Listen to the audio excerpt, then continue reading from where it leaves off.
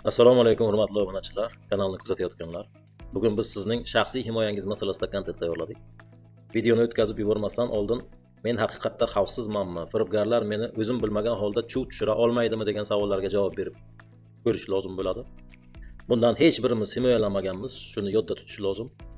Bugungi kontent mana shu sizning xavfsizligingiz yo'nalishida aynan One ID degan tushuncha va bu nomdagi ilova nima uchun kerakligini bilib olasiz. Hamda jarayonni o'z qo'lingiz bilan bajarib, o'zingizni himoya qilasiz. Bilasizmi? One ID nafaqat 100 dan ortiq davlat saytlariga kalit, balki sizning cho'ntagingizdagi raqamli pasport va hujjatlar hamyonidir.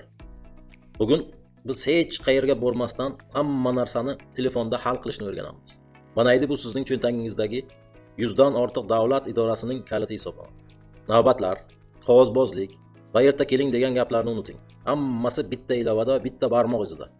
Vaqtingizni navbatlarga emas, oilangizga sarflang. Bu shunchaki ilova emas, bu sizning raqamli qiyofangiz, hamma hujjatlaringiz, stir, pasport, kadastr va hatto jarimalaringiz bitta joyda. Davlat xizmatlaridan 10% chegirma bilan foydalanish imkonini qo'ldan boy bermang. One ID bilan siz o'z ma'lumotlaringizning haqiqiy egasisiz. Face ID va 2 bosqichli himoya sizning shaxsiy daxlsizligingiz kafolati hisoblanadi. Kontentni boshlashdan oldin, kontent yoqsa bizni like orqali albatta qo'llab-quvvatlashni, yangi kuzatuvchilardan kanalga obuna bo'lib, o'z hayotlarini boshqarishni o'rganishni tavsiya qilamiz. Raqamli O'zbekistonda bundan buyon hayotingiz shunga bog'liq. Buni unutmang. Birovga bu jarayonlarni sizning nomingizdan amalga oshirishlari uchun aslo ishonmang. Mana shunda xavfsiz bo'lasiz.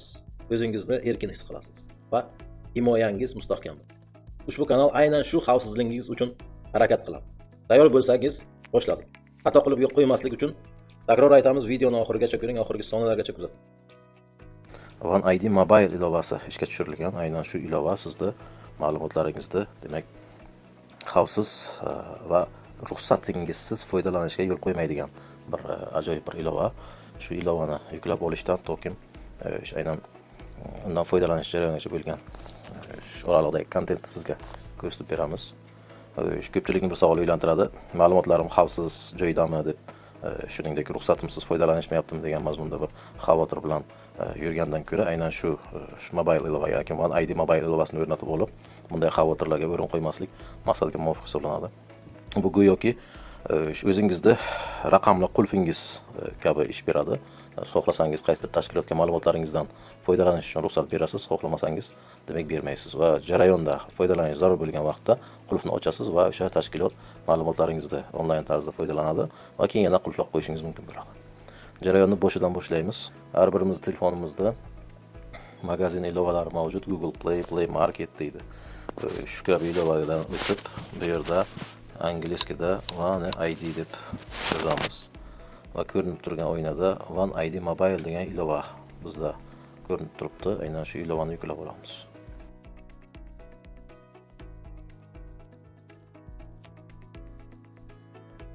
Face ID yoki aynan o'zingizning nomingizga olingan telefon raqamiga SMS yuborish orqali amalga oshiriladi. Demak, ilovani o'rnatib oldik va o'tdik. Ilovaga kirganimizdan so'ng bizga avtorizatsiyadan o'tish uchun My ID va Mobile ID turibdi. My ID bu o'zingizda yuzingizni tasdiqlash orqali amalga oshiriladigan yo'nalish bo'ladi. Bu yerda dastlab sizdan so'raladigani pasport seriyangiz va tug'ilgan yil, oy, kuningiz xatosiz, terasiz. Davom etish tugmasini bosasiz. Demak, ilovaga ruxsat berasiz. Shu o'rinda, demak, Face ID uchun sizni o'tkazib oladi. Face ID da ro'yxatdan o'sha yuzingiz tasdiqlangandan so'ng ilovaga kiradi. Ilovaga kirganda, demak, dastlab o'zingiz uchun parol o'rnatib olishingiz kerak va uni tasdiqlab olasiz. Tasdiqlash qilgandan so'ng foydalanish qilib, hozirgi menda ko'rinayotgan oynaga o'tasiz. Bu yerda o'zingizda rasmingiz va quyidagi ma'lumotlar ko'rinadi. Foydalanuvchi profilida o'zingiz haqidagi barcha ma'lumotlar ko'rinadi. Tug'ilgan mamlakatingiz, fuqaroligingiz, identifikatsiya raqamingiz, pasport ma'lumotlaringiz, berilgan sanalari, propiska va hokazo. Tasdiqlash jarayoni Mobile ID yordamida. Bu bo'yicha biz kanalimizda Mobile ID orqali, demak, aynan One ID tizimida real tasdiqlangan profilni tasdiqlash jarayonini ko'rsatib berganmiz. Shu uchun bizda yuqorida oynada profil tasdiqlangan degan mazmunda bichishga bo'lib to'xtabdi. Demak, bu raqamli ma'lumotlaringiz umumiy jami tasdiqlangan ko'rinish hisoblanadi. Autentifikatsiya kodi bu yerda ikki faktorli autentifikatsiyani ham yoqish imkoniyati mavjud. Bosib autentifikatsiyani, demak, o'zingiz xohlagan kodni qo'yib, yodingizdan chiqmaydigan raqamni o'rnatib, ikki bosqichli autentifikatsiyani yoqsangiz bo'ladi. Hujjatlar bo'limida pasportingiz, ID karta va xorijiy pasportingizni ko'rsatib beradi. Aloqa ma'lumotlari, telefon raqamingiz, qo'shimcha pochta manzilingizni qo'shib olishingiz mumkin. Demak, yuridik shaxs bo'ladigan bo'lsangiz, yuridik shaxs o'sha stirini kiritganingizdan keyin qo'yish qilsangiz, avtomatik tarzda o'sha ma'lumotlaringiz aks etadi. Ulangan resurslar bu yerda, demak, yagona interaktiv davlat xizmatlari portali, ya'ni biz shu vaqtgacha foydalanib kelayotgan MyGov.uz, jamoatchilik fikr portali, O'zbekiston Respublikasi Prezidentining virtual qabulxonasi, shuningdek normativ hujjatlar loyihalarini muhokama qilish, soliq organlarining elektron davlat xizmatlari portali, yagona milliy mehnat tizimi kabilar mavjud. Shuningdek, so'zlamalar oynasida login parolingizni o'zgartirishga, xavfsizligingizni, aynan usullarini o'zingiz keyinchalik ko'rib, nimalar borligini aniqlashtirib olsangiz bo'ladi. Xo'sh, bu yerda boshqaruv degan tugmasi mavjud. Boshqaruv degan tugmasini bosasiz va bu yerda sizga chiqqan oynada rozilik berasiz, ruxsat berasiz. Ruxsat berib, o'sha shartnoma shartlariga ruxsat berib, tishkani bosib davom etsangiz, mana shu oyna ochiladi. Deylik, qaysidir tashkilot sizning shaxsiy ma'lumotlaringizni elektron ko'rinishdan foydalanmoqchi bo'lsa, shuni keling deylik. Bitta bankni misol tariqasida terib ko'ramiz. Demak, ana Agrobank ATB sizning ma'lumotlaringizdan elektron foydalanmoqchi, lekin foydalana olmaydi. Shu vaqtda siz ruxsat berishingiz kerak bo'ladi. Agar siz Agrobankka shaxsiy ma'lumotlarni tekshirishga ruxsat berdingiz degan e'lon joylashtirildi. Ma'lumotlaringizda foydalanib bo'lgandan so'ng qaytib taqiqlab, demak, buni yopib qo'yishingiz mumkin. Agrobank shaxsiy ma'lumotlaringiz qayta ishlash, qayta yopildi degan mazmunda, demak, bizga xabar jo'natildi. Profilingizda o'zingizda elektron ko'rinishdagi pasportlaringiz, hujjatlaringiz shammasi aks etadi.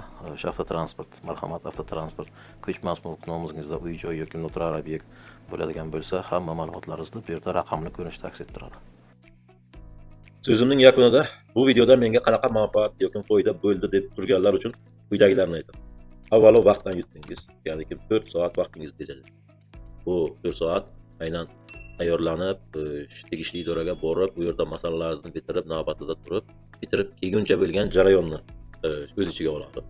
Puldan yutdingiz, davlat xizmatlarida 10% chegirmaga ega bo'ldingiz. Eng asosiysi asabbuzarlik, navbatlar va byurokratiyadan qutuldingiz. Nomingizdan kimdir foydalanib firibgarlik qurboniga aylanib qolmaslikni o'rgandingiz. Takror aytaman, bu bitta laykka arziydi. Aynan sizning xavfsizligingiz bitta layk bilan baholanadi. E'tiborlaringiz uchun rahmat. Keyingi videolarda uchrashguncha xayr, salomat bo'ling.